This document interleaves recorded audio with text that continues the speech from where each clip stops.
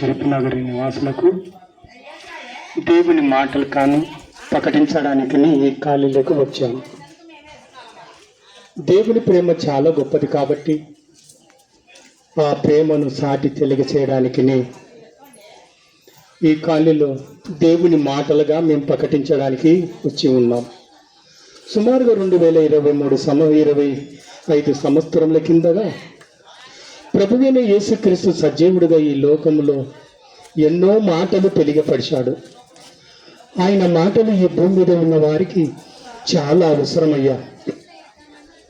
ఎందుకంటే మానవ జీవితము ఈ భూమి మీదగా మానవుడు చేసిన తర్వాత, మానవుని చేసిన తర్వాత, పాపము చేసిన తర్వాత దేవుడు తనకు పిల్లలు ఈ భూమి మీదగా బ్రతుకుతూ తనకు రాకుండా ఈ భూమి మీదనే బ్రతుకుతున్న వారందరి కొరకు ఒక ప్రణాళికని సిద్ధపరిచినాడు. ఎవరు దారాన్ని బైబిల్ చెప్తున్నదంటే యేసుక్రీస్తు దారా. ఈ భూమి మీద ఉన్న మానవులందరూ 60-70 జీవితం ముగించుకున్న తర్వాత దేవుని మర్చిపోయి ఈ లోకమే శాశ్వతం అనుకొని ఈ రంగుల ప్రపంచాన్ని చూచి మురిచిపోయి వారందరి కొరకు యేసు ప్రభువుని లోకానికి పంపించినట్టు చూస్తున్నాం. ఎందుకంటే మానవుడైన వారందరూ, ప్రతి ఒక్కరు ఈ భూమి మీద ఉన్న వారందరూ మరణించవలసిందే. మరణించిన మనిషి ఎక్కడికి వెళ్ళిపోతున్నాడు, తన గమ్యమేమి అని ఎరగని పరిస్థితుల్లో బ్రతుకుతున్న వారందరి కొరకు దేవుడు యేసుక్రీస్తు ద్వారా, ఆయన ద్వారానే ఈ లోకానికి ఒక మార్గాన్ని వెల్లడిపరిచినట్టు చూస్తున్నాం. అవునండి, ఆయన ఈ లోకానికి వచ్చాడు. సమాజానికి చక్కటైన మాటలు, నీతి సూత్రాలను ప్రకటించాడు. ఎలా జీవించాలి, దేవునికి సంబంధము కలిగి ఎలా బ్రతకాలని, దేవుడుగా ఉన్నవాడు మానవుడుగా శరీరాన్ని ధరించుకొని ఆది యందు దేవుని వద్ద ఉన్నవాడు, దేవుడుగా దేవుని యందు కలిగిన వాడు, దేవుని స్వరూపం కలిగిన వాడు ఎందుకు మానవ ఆకారాన్ని శరీరాన్ని ధరించుకొని ఈ లోకానికి వచ్చాడంటే, ఈ భూమి మీద ఉన్న వారందరము శరీర ఆకారముతో ఉన్నాం కాబట్టి, ఈ శరీరము మట్టి నుండి తీయబడినది కాబట్టి ఒకరోజు ఇది మట్టిలోకి కలిసిపోతుంది. ఇది శరీరము, దీనిలో ఉన్న శక్తివంతమైన ఆత్మ ఉన్నది. ఆత్మని గుర్తించక ఈ భూమి మీద 60-70 జీవిత కాలాన్ని ముగించుకొని వెళ్ళిపోతూ ఎక్కడికి వెళ్ళిపోతున్నారు, గమ్యాన్ని ఎరగని పరిస్థితుల్లో ఉన్నారు. కాబట్టి ఆ గమ్యానికి దారి చూపించడానికినే ఈ లోకానికి వచ్చాడు. ఈ లోకానికి ఎలా వచ్చాడంటే, దేవుడుగా ఉన్నవాడు, ఆది యందు ఉన్న దేవుడు, ఆ దేవుడు దేవుని వద్ద ఉన్నవాడు, ఆ వాక్యము శరీరధారై కృపా సత్య సంపూర్ణుడుగా ఈ భూమి మీదగా కన్య గర్భమందు జన్మించి ఈ భూమి మీదకి వచ్చాడయ్యా. ఈ లోకానికి వచ్చి మానవులందరికీ సాటిగా ఆయన ఒక కుమారుడుగా బ్రతికాడు. కుమారుడు తల్లిదండ్రులకు విధేయులుగా ఎలా బ్రతకాలని ఆయనను విధేయత కలిగి కూడా జీవించాడు. అంటే ఒక దేవుడుగా ఉన్నవాడు ఈ లోకానికి వచ్చి ఏం చేశాడంటే, ఒక కుమారుడుగా ఈ లోకానికి తెలియపరుస్తున్నాడు. ఇలా ఉండాలి, కుమారుడుగా ఉన్నవాడు, దేవుని కలిగిన వాడు ఇలా ఉండాలని ఒక దేవుడే ఆయన ఆకారాన్ని ధరించుకొని, మానవ ఆకారాన్ని ధరించుకొని ఇలా మానవులు ఇలా ఉండాలి, ఇలా జీవించాలని తన జీవితాన్ని సాటి ప్రపంచానికి తెలియపరిచాడయ్యా. ఎవరు అంటే దేవుడే ఈ లోకానికి దిగి వచ్చాడు. ఆయననే ఆది యందు ఉన్న దేవుడు. ఆది యందు దేవుని వద్ద వాక్యముగా ఉన్న దేవుడు, ఆ వాక్యమే శరీరాన్ని ధరించుకొని సుమారుగా 2025 సంవత్సరముల కిందగా కన్యక గర్భమందు జన్మించి ఆయన ఈ లోకానికి వచ్చి కుమారుడుగా, మంచి కుమారుడుగా ఈ లోకానికి మానవులందరూ ఎలా ప్రవర్తన కలిగి బ్రతకాలి, దేవునికి సంబంధం కలిగి ఎలా జీవించాలని దేవుడే ఈ లోకానికి వచ్చి ఒక మానవ ఆకారముగా ధరించుకొని ప్రతి ఒక్కరూ మనుషులుగా పుట్టిన వారు అందరూ ఇలా బ్రతకాలని ఆయన మనకు బ్రతుకు దారిని చూపించాడు. పరలోక దారి ఆయన చూపించాడు. ఎందుకంటే ఆయననే పరలోకానికి మార్గం కాబట్టి ఎందుకు ఈ భూమి మీద ఉన్న వారందరూ మానవ ఆకారాన్ని ధరించుకొని ఈ భూమి మీద తన శరీరాన్ని తన ఇష్టానుసారంగా వాడుకొని ఈ శరీరాన్ని దేవునికి కాకుండా ఒక రోజు ఎలా చేస్తున్నాడు? దీన్ని ఇష్టానుసారంగా అనుకొని దేవునికి వ్యతిరేకమైన బ్రతుకుతున్న వారందికి ఆయన కూడా ఒక శరీరాన్ని ధరించుకొని మీరు బ్రతుకుతున్న బ్రతుకులు సరైనది కాదు, నేను నన్ను చూసి నడవండి అని చెప్తున్నాడు. దేవుడు కూడా ఆయన గురించి సాక్ష్యం చెప్తున్నాడు. ఈయన యందు నేను ఆనందించుతున్నాను అంటున్నాడు. అంటే కుమారుడుగా ఉన్నవాడు ఎలా ఉండాలంటే ఈయననే అంటున్నాడు. దేవుడు కూడా ఎలా చెప్తున్నాడంటే ఈయనే నా ప్రియ కుమారుడు, ఈయన యందు నేను ఆనందించుతున్నాను అంటున్నాడయ్యా. ఈ రోజు మన పిల్లల గురించి మనం ఆనందిస్తున్నామా? లేదు, వాళ్ళ ఇష్టానుసారంగా బ్రతుకుతున్నారు. ఒక దేవుడుగా ఉన్నవాడు, దేవుని వద్ద వాక్యముగా ఉన్నవాడు ఈ భూమి మీదకి వచ్చి శరీరాకారాన్ని ధరించుకున్నవాడు ఎలా జీవించాలనే ఆ జీవితాన్ని ప్రపంచానికి చాటి చెప్పడానికి ఈ లోకానికి వస్తే ఆయనని ఎలా ముద్రించామంటే, ఎలా ఆయనని తెలియపరుస్తున్నామంటే ఈయనకు మన సంబంధించిన వాడు కాదు అనుకుంటున్నాం.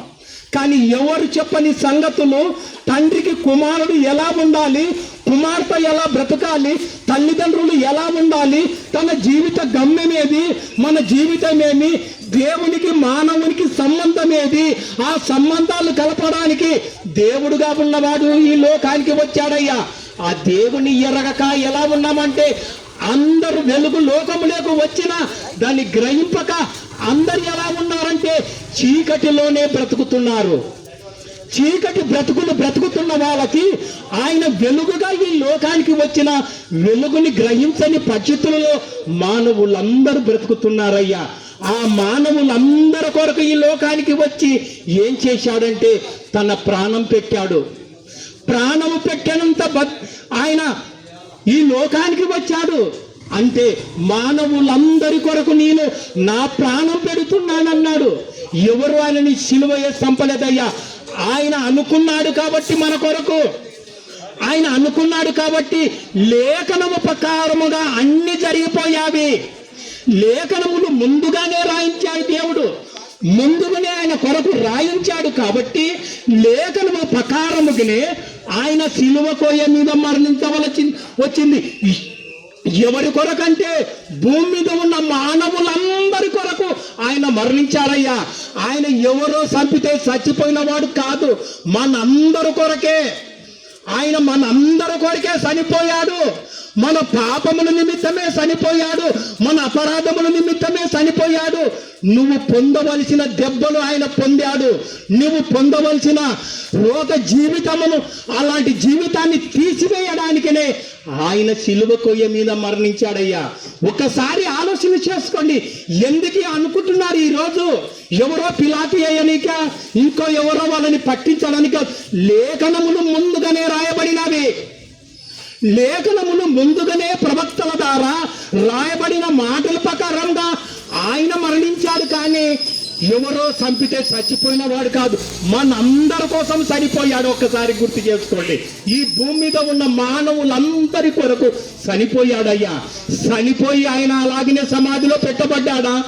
లేదు, సమాధిలో పెట్టబడలేదు. ఆయన పెట్టబడ్డాడు కానీ తిరిగి సజీవుడుగా పరలోకానికి ఆరోపణమయ్యాడు.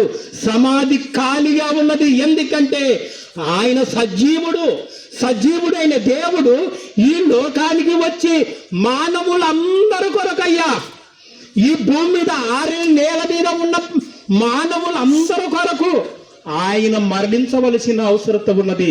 ఎందుకంటే నీవు అపరాధంలో ఉన్నావు, నేను అపరాధంలో ఉన్నాం. ఈ భూమి మీద ఉన్న వారందరి కొరకు ఎలా జీవించాలి, కుమారుడు ఎలా ఉండాలి, తల్లిదండ్రులు ఎలా ఉండాలి, తల్లిదండ్రులు పిల్లలు ఎలాగా బ్రతకాలని అందరికి కుమారుడుగా వచ్చి జీవించాడు. ఒక తండ్రికి దేవుడుగా ఉన్న వానికి దేవుడుగా పరలోకమందున్న తండ్రిని బయలుపరిచాడు. ఆయన దేవునికి సమానం కలిగిన వాడే, దాసుని స్వరూపం కలిగిన వాడే రిగ్గులుగా బ్రతికాడు. అంటే తనను తగ్గించుకున్నాడయ్యా. తనను తగ్గించుకొని తన ప్రాణం పెట్టడానికి దాసుడుగా ఈ లోకానికి ప్రత్యక్షమయ్యాడు. ఎందుకంటే ఈ లోకములో ఉన్న మానవులందరూ దేవుని పిల్లలు కాబట్టి ఆ పిల్లలైన వారందరూ కుమారుని చూసి, ఎవరు బైబిల్ చెప్తుంది కుమారుని యందు విశ్వాసం కలిగి ఉండాలని, కుమారుని ముద్దు పెట్టుకునని ఎడలా అంటున్నాడు. అంటే కుమారుడు కావాలి. ముందుగానే యెషయా గ్రంథంలో రాయబడినది అందరూ కుమారుని యందు కలిగి ఉండాలయ్యా అంటున్నాడు.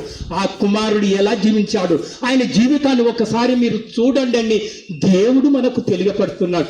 కానీ ఆ దేవుడు ఈ లోకానికి వచ్చి ఎందుకు మానవులందరినీ తన దేవుని సన్నిధానానికి చేరడానికి ఎందుకు మరణించాడంటే, మరణించాడు, 3 రోజులు సమాధిలో పెట్టబడ్డాడు, తిరిగి సజీవుడుగా పరలోకానికి ఆరోపణయ్యాడు. అంటే ఈ భూమి మీద ఉన్న వారందరూ మరణిస్తారని దేవునికి తెలుసు. మరణించిన తర్వాత వాళ్ళు ఎక్కడికి వెళ్ళిపోతున్నారని సంగతులు చెప్పడానికనే ఆయన మరణము ద్వారా ఈ ప్రపంచానికల్లా సాటి చెబుతున్నారు. అందరికీ మరో బ్రతుకు ఉన్నది అంటున్నాడు. మరో బ్రతుకున్నది. మనం ఏమనుకుంటున్నాము, ఒక మనిషి చనిపోతే సమాధి తోట వరకే అనుకుంటున్నాం. సమాధి తోట వరకే వాని జీవితం అనుకుంటున్నాడు. సమాధి తోటలో ఆ శరీరాన్ని బూడ్చొచ్చి ఇంకా లేడు ఆయన అనుకుంటున్నాడు. ఉన్నాడయ్యా. ఎందుకంటే మట్టి నుండి తీయబడిన శరీరాన్ని మట్టికి కలిపొచ్చాము, కానీ దానిలో ఉన్న శక్తివంతమైన ఆత్మ ఉన్నది. ఆత్మ ఎక్కడికి వెళ్ళిపోతుందో అని సంగతులు ఎవరు చెప్తున్నారంటే దావీదు కీర్తనలో చెప్తున్నాడు. ఏం చెప్తున్నాడంటే, మరణము చూడక బ్రతుకున్నాడు ఎవడు, పాతాళ వశము కాకుండా తను తప్పించుకునగలవాడు ఎవరు అంటున్నాడు. మరణించవలసిందే. ఈ భూమి మీద ఉన్న వారందరూ మరణించి వెళ్ళిపోవలసిన వాళ్ళమే, కానీ మరణించిన మనిషి ఎక్కడికి వెళ్ళిపోతున్నాడంటే పాతాళంలోకి వెళ్ళిపోతున్నాడు. పాతాళంలో 2 సెక్షన్లు ఉన్నది. ఒకటి యేసు ప్రభు వారు చెప్తున్నారు, ఒకటి నెమ్మది గల స్థలము ఒకటి ఉన్నది, వేదనకరమైన స్థలము ఒకటి ఉన్నది. దేవుని కొరకు బ్రతికిన వాళ్ళు నెమ్మది కలిగిన స్థలములో బ్రతుకుతున్నారు. ఈ లోకమే శాశ్వతం అనుకొని బ్రతుకుతున్న వారు అక్కడ అగ్ని ఆరదు, పురుగు సాగదు, ఈగేములు ఇంకనూ దేవుని కొరకు మండుతున్న బతుకుతున్న ఒక ఆయన ఈ లోకమే శాశ్వతమని బ్రతికిన వాడు ఇంకనూ మంటలో వేదన పడుతున్నాడు. ఎందుకంటే ఇవన్నీ ఎవరు చెప్పారంటే యేసు ప్రభు వారే. ఆయన పరలోకం నుండి ఈ లోకానికి వచ్చినవాడు కాబట్టి పరలోకమున ఎలాగ శిక్షలు ఉండాలి, ఎలాగ బ్రతకాలి, ఎలా ఈ భూమి మీద బ్రతికితే ప్రవీణుడిగా తీర్చబడితే దేవుని సన్నిధికి చేరుతారు, ఈ లోకమే శాశ్వతం అనుకొని బ్రతికితే పాతాళములో ఎలా బ్రతుకుతారని ఆయన చనిపోయి మన కొరకు ఒక చూపించన్నాడు. అవునండి, మనకు కూడా మరో బ్రతుకున్నదయ్యా, మనకు కూడా మరో బ్రతుకున్నది. యేసు ప్రభు వారు రుజువుపరిచాడు, సమాధిని గెలిచాడు. ఆయన గెలిచి మనను కూడా మరో బ్రతుకున్నది. ఎందుకంటే ఈ సమాధులలో మట్టి నుండి తీయబడిన శరీరాన్ని పెట్టాం, కానీ శక్తివంతమైన ఆత్మ ఎప్పుడు జీవిస్తుంటది. ఆ ఆత్మను పట్టించుకోక ఈ లోకమే శాశ్వతం అనుకొని బ్రతుకుతూ మురికి జీవితంలోనే కొట్టుమిట్టాడుతున్నామయ్యా. ఇలాంటి వారిని అందరినీ చేరదీసి పిలుస్తున్నాడు. ప్రయాసపడి భారం వస్తుందా సమస్తమైన జనులారా అంటున్నాడు. రండి అయ్యా, నా దగ్గరికి రండి, నేను మీకు విశ్రాంతిని కలిగ చేస్తా అంటున్నాడు. ఎందుకు నా దగ్గరకు వస్తే నా మాటలుగా మీకు వినపడతాయి. నా మాటలుగా మీరు మీరు సమాజముగా కూడుకొని మీరందరూ కూడుకుంటే నా మాటలు ఎప్పుడు మీ హృదయంలో ఉంటావయ్యా. నా మాటలు వినాలంటే మీరు నాకు దూరంగా ఉండకాకండి. ఎక్కడో ఒక తాట సమాజంగా కూడుకొని దేవుడి మాటలు వినండి, విని బ్రతకండి అని చెప్తున్నాడు. ఎందుకంటే నా మాటలు మీకు అవసరమయ్యి అంటున్నాడు. ఎందుకంటే నా మాటలు నిత్య జీవానికి నడిపించే మాటలు. వాడు నా మాటలు వినని వాడు తీర్పులో నిలబడతాడు అంటున్నాడు అయ్యా. అందుకే నా మాట విని నన్ను పంపిన వాని యందు విశ్వాసం ఉంచువాడు నిత్య జీవం గలవాడు, వాడు తీర్పులోకి రాక మరణంలోని జీవంలోకి దాటి ఉన్నాడని తెలియపరుస్తున్నాడు. అవునయ్యా, సమస్తమైన జనులు అందరినీ పిలుస్తున్నాడు. అంటే ఒక రాష్ట్రాన్ని కాదు, ఒక దేశాన్ని కాదు, ప్రపంచంలో 6 నేల మీద ఉన్న మానవులందరినీ పిలుస్తున్నాడు యేసు ప్రభువు. సమస్తమైన జనులారా అంటున్నాడు, నా దగ్గరికి రండి, నేను మీకు విశ్రాంతిని ఇస్తాను అంటున్నాడు. విశ్రాంతిని నోసుకోక ఈ లోకమే, ఈ రంగుల ప్రపంచంలో దేవుని మరిచిపోయి బ్రతుకుతున్న వారందరి కొరకు ఆయన కూడా వచ్చి మరణించవలసిన అవసరం ఉంది. ఇంకనైనా కళ్ళు తెరుచుకోక ఈ లోకమనే చీకటిలో బ్రతకక ప్రభువు చెంత చూడండి. అందరూ యేసు ప్రభు మనందరి కొరకు వచ్చాడు, చనిపోయాడు, బ్రతికాడు, ఈ భూమి మీద మనకు ఒక దారిని చూపించాడు. అందుకే చెప్తున్నాడు, నేనే మార్గమును సత్యమును జీవమును, నా దారిని తప్ప ఎవరు తండ్రి అయిన దేవుని వద్దకు చేరునని తెలియపడుతున్నాడు. కాబట్టి యేసు ప్రభువును రక్షకుడుగా అంగీకరించండి అయ్యా. ఆయననయ్యా పరలోకానికి మార్గము, ఆయననయ్యా ఉన్నంత లోకానికి మార్గము. ఇంకా ఎవరు లేరా, నేనని చెప్పిన వారు ఎవరు లేరు. అందరూ ఉన్నారు, కానీ అందరూ మనం ఇచ్చే పూజలు అందుకుంటున్నారు, కానీ ఎవరు నిన్ను పరలోకానికి మార్గం అని చెప్పలేదు. ఈ మానవ ఆకారాన్ని ధరించుకొని ఈ భూమి మీద ఉన్నవారు అందరూ మానవులకు లెక్కలెక్క, కానీ యేసు ప్రభు మాత్రం పరలోకమందున్న కన్న తండ్రి ఈ లోకానికి పంపించి మన కొరకు బలియాగం చేశాడు. ఆ బలిని పట్టైనా ఇప్పటికైనా మీరు మారండి, మనసు మార్చుకోండి. మీ పిల్లలకు మంచి దారిలో నడుచుకోవాలంటే మీ దగ్గర ఉన్న సమాజంగా కూడుకుని చర్చిల దగ్గరికి వెళ్ళి మీ మనసును చక్కగా పెట్టుకొని అక్కడ దేవుని మాటలు విని బలపడండి. దేవునిలో ఇంకా ఉన్నత స్థితిలో తడుచుకోవాలంటే ఒకరికి సమాజంగా కూడుకున్నట్టు చాలా మంచిదని దేవుడే చెప్తున్నాడు. కాబట్టి ఆ దేవుని యందు మీరందరూ కలిగి ఉండాలని ఉదయకాలమున దేవుని మాటలుగా మీకు చెబుతూ ముగిస్తున్నాను. ప్రార్థన చేసుకుందాం.